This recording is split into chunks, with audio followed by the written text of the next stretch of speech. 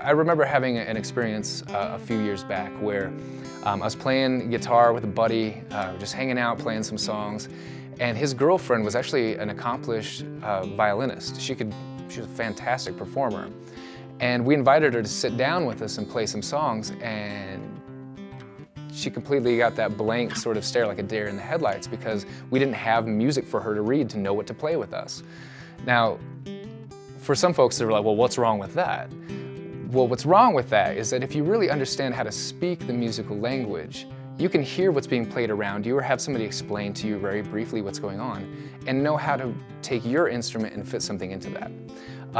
So the point being, I see a gap in traditional methods of education to where that sheet of music sitting in front of you is the program. You're kind of like a computer. Here's the program, and you run the program. What I would like to see happen, and I see this happening all the time, is young students are able to learn a song, analyze that song, see how it was put together, and then rearrange and use some of those components to use their own rhythm, their own ideas, their own lyrics, to be able to start creating their own songs. Now, I don't just see this gap with one friend of mine who happened to not be able to play with us and jam or whatever.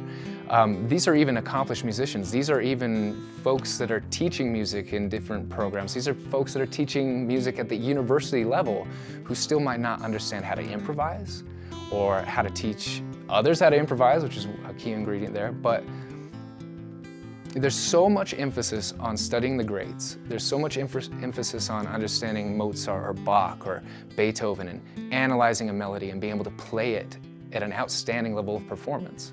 But to turn around and educate the next generation of Beethovens, of Mozarts, of Bachs, or the Paul Simons and the Bob Dylans and the Jimi Hendrixes of tomorrow, that's where we're at.